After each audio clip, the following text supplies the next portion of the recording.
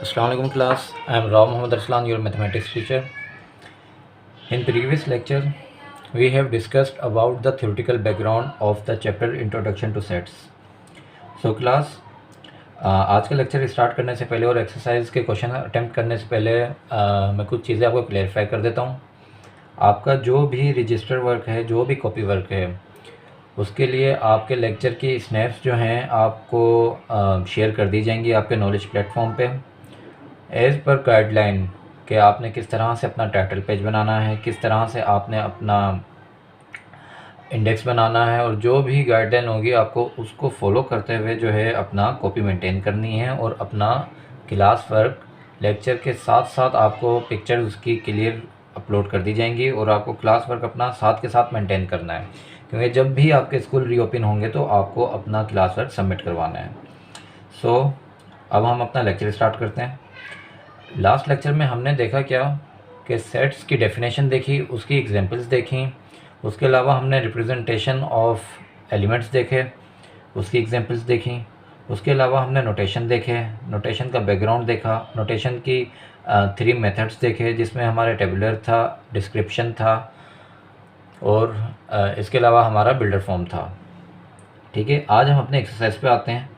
Exercise का very first question जो है आपका फिल इन द ब्लैंक्स है, वो आपको अपनी बुक में ही करना है, और सेकंड जो है आपका ट्रू एंड फॉल्स है, वो भी आपको अपनी बुक में ही परफॉर्म करना है। ठीक है, थर्ड क्वेश्चन से जो है आपके थ्योरेटिकल क्वेश्चन स्टार्ट होते हैं जो आज हम क्लास में सीखेंगे और परफॉर्म करेंगे। सबसे पहले हमें देखना क्या है कि आपका एक कॉन्सेप्ट है जो ईजीएस्ट कॉन्सेप्ट है और बहुत ज़बरदस्त किस्म का कॉन्सेप्ट है, इंटरसेक्शन ऑफ सेट्स।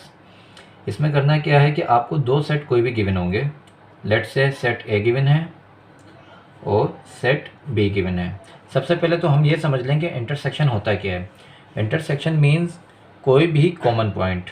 ठीक है, अगर हम इसको एक एग्जाम्पल से देखें कि एक लाइन मेरी ये है और दूसरी लाइन मेरी ये आ रही है, तो ये इसका इंटरसेक्शन पॉइंट हो गया, मीन्स कॉमन पॉइंट। ठीक है, तो इसमें भी हमें कुछ इस तरह से करना है कि 2 सेट हमारे गिवन होंगे, उसका जो भी इंटरसेक्शन मीन्स एलिमेंट, कोई भी कॉमन एलिमेंट होगा उसको हमने इंटरसेक्शन सेट में लिखना है। लेट्स से एक एग्जाम्पल करते हैं, आपको समझ आ जाएगा। हमारे पास एक सेट गिवन है ए, हमने अपना सेट यहाँ पे कॉपी डाउन कर दिया। दूसरा गिवन है बी सेट भी हमने कॉपी डाउन कर दिया। अब हमें इंटरसेक्शन लिखना है इसका। इंटरसेक्शन को हम डिनोट करते हैं इस तरह से, जिस तरह स्मॉल n होता है, सेम वही साइन है हमारा इंटरसेक्शन के लिए। करना कुछ भी नहीं है, ए इंटरसेक्शन बी लिखना है, इसी चीज़ को हमने ट्रांसफॉर्म करना है इक्वल टू के राइट हैंड साइड पे भी।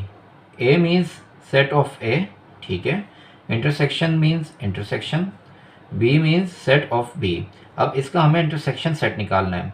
आपको मैं ऑलरेडी एक्सप्लेन कर चुका हूँ कि इंटरसेक्शन मीन्स कोई भी कॉमन एलिमेंट। अब हमने देखना है इसमें कॉमन एलिमेंट कौन सा है। कॉमन एलिमेंट मीन्स जो मेरा ए सेट में तो हो लेकिन वही चीज़ बी सेट में भी हो, तो वो मेरा कॉमन एलिमेंट होता है। तो ए तो यहाँ पर है लेकिन ए बी सेट में नहीं है, तो मीन्स ए को हम नहीं लिखेंगे। इसी तरह बी यहाँ पर है और बी सेट में भी है, तो बी को हमने यहाँ लिख दिया। ठीक है, सी यहाँ पर तो है लेकिन सी बी सेट में नहीं है, तो सी को भी नहीं लिखेंगे। तो हमारा आंसर क्या हुआ इंटरसेक्शन का, bracket element of B bracket close. ठीक है, इसी तरह एक और एग्जाम्पल हम इसकी देख लेते हैं। The vowels in English alphabets, the first 4 letters of English alphabets. ये 2 हमारे सेट्स हैं, इसमें भी हमें इंटरसेक्शन निकालना है। सबसे पहले तो हमें पता होना चाहिए कि वोवेल्स क्या हैं। सेट ए हमारे वोवेल्स का है जिसमें आगे हमारा ए ई आई ओ यू, और सेट बी हमारा है फर्स्ट 4 इंग्लिश लेटर्स जिसमें है ए बी सी डी। अब इसमें जो भी हमारा कॉमन है दोनों में, वो हमारा सेट ऑफ इंटरसेक्शन में आ जाएगा। तो देखें ए यहाँ पर भी है और ए बी सेट में भी है, तो ए तो हमारा आ गया। ए के अलावा कोई भी दूसरी चीज़ हमारी कॉमन नहीं है, तो सिर्फ और सिर्फ आंसर में क्या होगा, set of intersection is A. ठीक है, यहाँ तक आपका इंटरसेक्शन का कॉन्सेप्ट आई होप के क्लियर हो चुका होगा। अच्छा क्लास, नेक्स्ट क्वेश्चन है आपका to find out union of set. Union की डेफिनेशन हम थोड़ा समझ लेते हैं। यूनियन मीन्स जो भी आपको दो सेट गिवन होंगे उनके सारे के सारे एलिमेंट जो है आपने अपने यूनियन सेट में लिखने हैं, ठीक है। ख्याल बस आपको एक ही चीज़ का रखना है कि कोई भी आपका एलिमेंट रिपीट ना हो। लेट से अगर कोई भी एलिमेंट आपका रिपीट होता है तो आपको उसको लिखना तो है, लेकिन 2 मरतबा नहीं, सिर्फ 1 मरतबा। इसकी एक क्वेश्चन अटेम्प्ट करते हैं, आपको मज़ीद क्लियर हो जाएगा। पार्ट 1 में एक सेट मेरा दिया हुआ है A C D, second set मेरा दिया हुआ है A B C D. Union को जो है हम यू की तरह डिनोट करते हैं, ठीक है।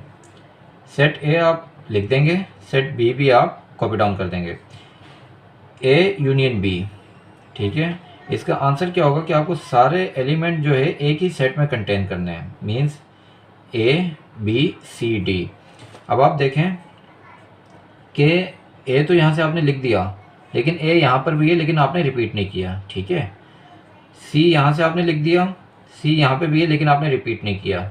डी यहाँ से लिख दिया आपने, डी यहाँ पर भी है लेकिन आपने रिपीट नहीं किया। और बी यहाँ से आपने लिख दिया, ठीक है। तो हमने सीखा क्या कि सारे के सारे एलिमेंट दोनों सेट के हमने लिखने ज़रूर हैं, लेकिन अगर कोई चीज़ हमारे रिपीट हो रही हो तो हमें उसको बस एट वंस ही लिखना है, ठीक है। इसकी एक और एग्जांपल देख लेते हैं, मज़ीद हमारा कॉन्सेप्ट क्लियर हो जाएगा।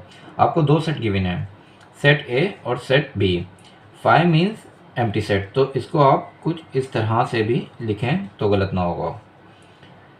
सेट ए आपका है 3 8 4, सेट बी आपका है सेट 5 मीन्स एम्प्टी सेट, ठीक है। अब इसका यूनियन किस तरह से होगा, A union B. Set A के तो सारे के सारे एलिमेंट्स इसमें आ जाएंगे, ठीक है। और set B means empty set, तो इसका कोई एलिमेंट एग्जिस्ट ही नहीं करता, तो इसमें भी ऑब्वियस है कि कोई एलिमेंट इसका एग्जिस्ट नहीं करेगा। तो इस तरह से ये आपका आंसर हो गया ए यूनियन बी का according to the above given sets, ठीक है। क्लास लेक्चर को यहीं तक रखते हैं। आज हमने क्या सीखा, how to find out intersection and union. आगे के लेक्चर्स में हम इंशाल्लाह आगे के टॉपिक्स को कंटिन्यू करेंगे। Thank you for today.